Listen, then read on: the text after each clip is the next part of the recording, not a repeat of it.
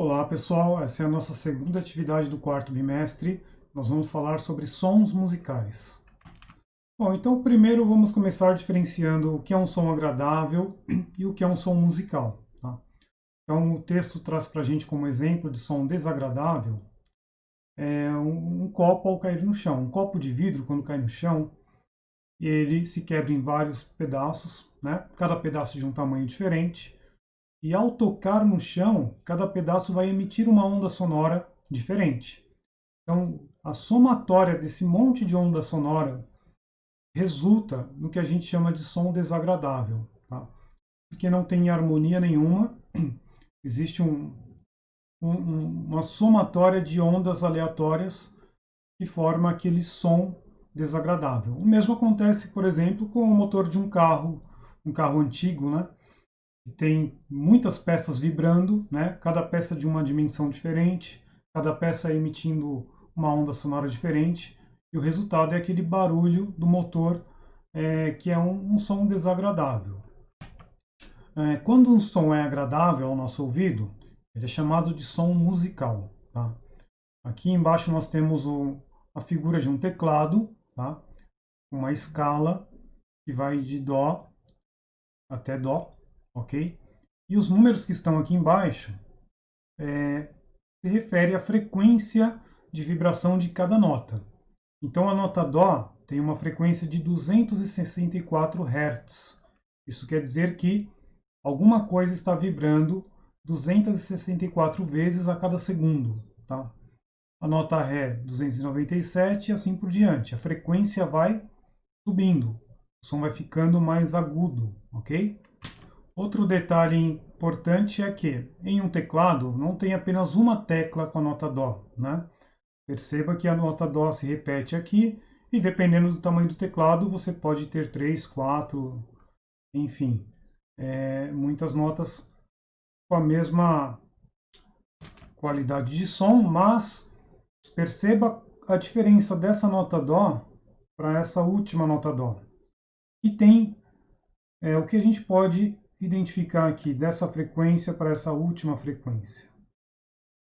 Se você analisar calmamente, você vai perceber que essa nota Dó tem o dobro da frequência dessa nota Dó.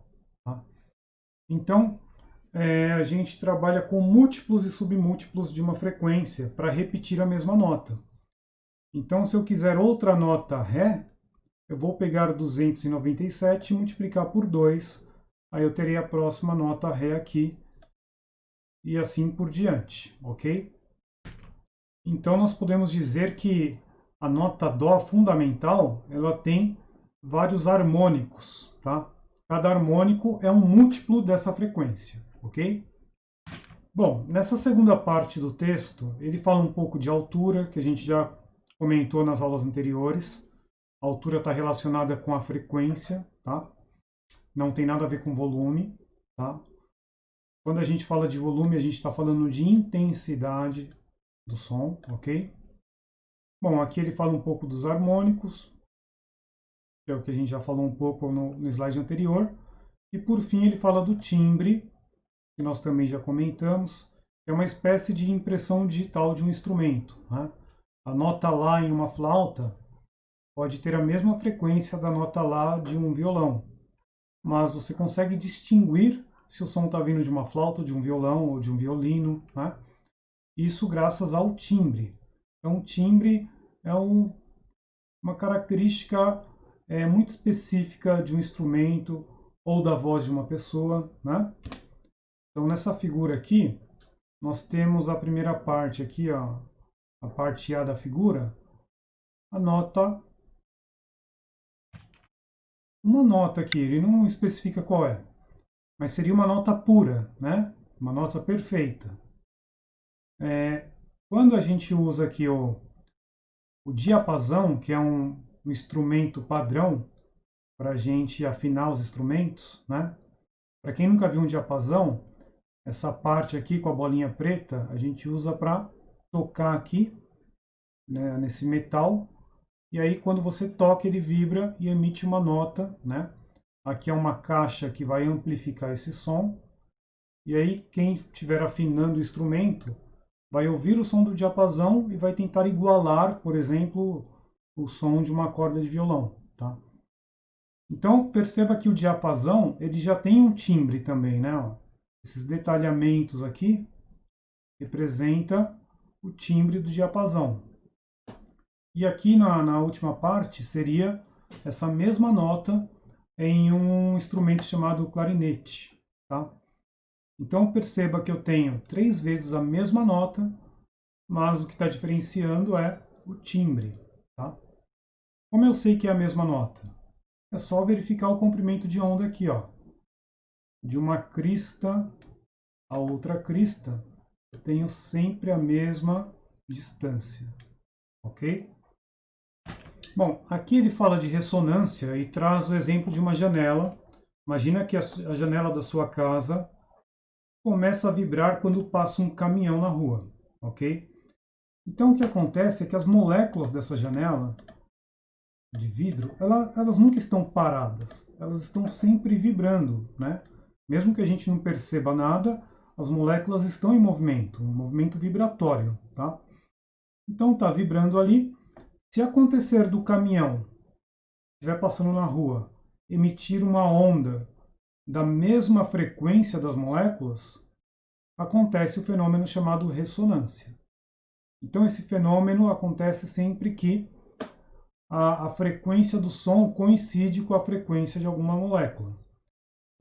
Vocês já devem ter visto no YouTube ou até em programas de TV, pessoas tentando estourar uma taça de cristal com um grito, né? Então ela está tentando igualar a onda sonora da voz dela com a frequência das moléculas da taça de metal, da taça de cristal. Tá? Se ela conseguir esse fenômeno da ressonância, as ondas se encontram e acontece uma amplitude, né? E nessa amplitude de vibração acontece o rompimento das moléculas e aí a taça pode se quebrar, tá? O mesmo pode acontecer com a sua janela.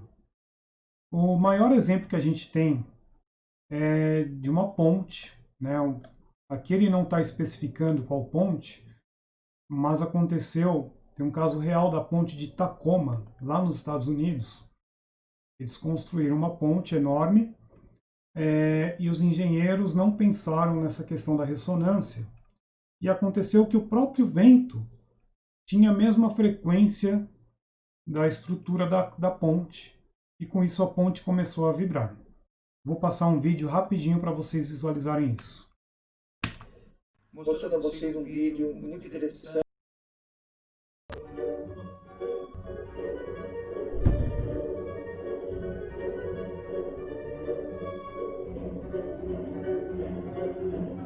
Que um engenheiro, quando projeta uma ponte, ele tem que pensar em tudo, né? Na dilatação do material, na possibilidade de ressonâncias, enfim. Agora, pensando aqui no tema da nossa aula, a ressonância também acontece em instrumentos musicais. Quando uma pessoa toca uma corda de um violão, ela vibra, emite um som, né? Esse som entra aqui na caixa do violão, né? E perceba que algumas regiões da caixa amplificam essa vibração, né? Então essa caixa aqui, ela é responsável por amplificar o som por meio da ressonância, tá? Então está acontecendo o fenômeno da ressonância aqui. A gente percebe também a ressonância com uma criança brincando em um balanço, né? Mesmo sem colocar o pé no chão, se ela forçar o movimento do corpo, ela pode entrar em ressonância aqui com o pêndulo, né? Com o sistema e ganhar movimento. Mas isso só acontece se a criança fizer o movimento com o corpo na frequência correta, ok? Bom, aqui nós temos o exemplo de uma corda vibrando. Tem um aparelho aqui responsável por fazer essa vibração, né? E a gente consegue visualizar essa vibração. Essas regiões aqui, deixa eu destacar uma cor mais clara. Essa região aqui nós chamamos de nó, tá? Então nós temos aqui esses dois nós 3, 4 nós nessa onda. E essa região onde a corda vibra mais, né, nós chamamos de ventre. Então tem um ventre aqui, outro ventre aqui e aqui mais um ventre. É importante a gente perceber porque, de acordo com o número de ventres, a gente pode dizer qual é o harmônico da corda, tá? Então aqui, por exemplo, se for a nota Lá, nós estaríamos no terceiro harmônico da nota Lá, porque eu tenho 3 harmônicos, tá? Então, de acordo com o número de ventres, eu vou ter um número de harmônico, ok? Então, pessoal, um violão ou uma guitarra, por exemplo, podem ter 6 cordas, né? E cada corda é uma nota. Agora, o que diferencia uma corda da outra, né? Ó, nós temos essa fórmula dizendo que o F, que é a frequência, depende de duas coisas. Depende da velocidade, que é o V, e do L, que é o comprimento. Aqui, ó, velocidade, V, L, comprimento. Então, quanto maior a velocidade, maior a frequência, mais agudo é o som. E quanto maior o comprimento, menor é a frequência, mais grave é o som, tá? E a velocidade, por sua vez, vai depender aqui, ó, a velocidade vai depender da força com que a corda está tensionada, por isso que tem aquele regulador para afinar, né? Quanto mais você estica a corda, maior é a força de tensionamento, né? E esse Mi aqui se refere à densidade linear da corda. Grosso modo, a gente pode dizer que é a grossura da corda, tá? Então, quanto mais fina a corda, diminuindo esse valor, acaba aumentando a velocidade. Então, resumindo, o som de uma corda depende de 3 coisas: da força que está sendo aplicada sobre ela, da grossura dela e do comprimento dela, tá? Então, são as 3 coisas que você pode modificar se você quer mudar a nota que está sendo tocada. Agora vamos falar um pouco sobre tubos sonoros, tá? São instrumentos de sopro, como a flauta, clarinete, enfim. Bom, qualquer pessoa pode produzir um som musical se soprar corretamente a boca de uma garrafa, né? Ou um tubo vazio, até uma caneta esferográfica, é o que ele está dizendo aqui, tá? Então, esses objetos eles podem funcionar como instrumentos musicais, bem rudimentares, mas podem funcionar, né? Um músico habilidoso ele pode pegar um tubinho de uma caneta e fazer um som interessante, né? Bom, então esses instrumentos de sopro, do ponto de vista da física, se enquadram aqui como os tubos sonoros. Então nós temos aqui como exemplo a imagem aqui de uma flauta, se não me engano é uma flauta inca, né? E aqui já seria uma sala de som bem sofisticada com vários tubos, né? Bom, e o que acontece dentro do tubo, né? Primeiro, vamos deixar bem claro aqui que existem 2 tipos de tubo. O tubo aberto, onde o som pode entrar por um lado e sair pelo outro, e o tubo fechado, onde o som entra, encontra uma parte fechada e tem que refletir, tem que voltar, tá? Bom, então, se a gente pensar no tubo aberto, o primeiro harmônico seria a nota fundamental, ela acontece dessa forma aqui, como se eu tivesse 2 ondas interceptando. Aqui nós temos um nó, aqui nós temos a metade de um ventre e aqui a metade de um outro ventre, tá? Se eu duplicar a frequência, eu chego no segundo harmônico e aí aumenta aqui a quantidade de ventres, aumenta a quantidade de nós, tá? E se eu triplicar essa primeira onda, eu chego aqui no terceiro harmônico, onde eu tenho mais ventres e mais nós, tá? Então perceba que os harmônicos são sempre múltiplos inteiros do primeiro harmônico, diferente do tubo fechado. No tubo fechado, ó, nós temos essa primeira figura, tá? Metade de um ventre e um nó aqui. E triplicando essa primeira frequência, nós chegamos nessa outra figura, tá?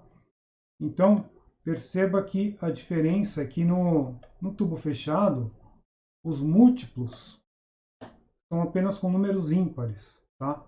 Aqui eu vou trabalhar com triplo, tá? Aqui eu vou trabalhar com quíntuplo, tá? E assim por diante, mas sempre com números ímpares, ok? Bom, para esse vídeo não ficar muito longo, eu vou parando por aqui e vou fazer um outro vídeo só com resolução de exemplos, ok? E aí você vai conseguir entender melhor essas questões de múltiplos e submúltiplos aqui. Okay? Então, assistam os dois vídeos, tá bem?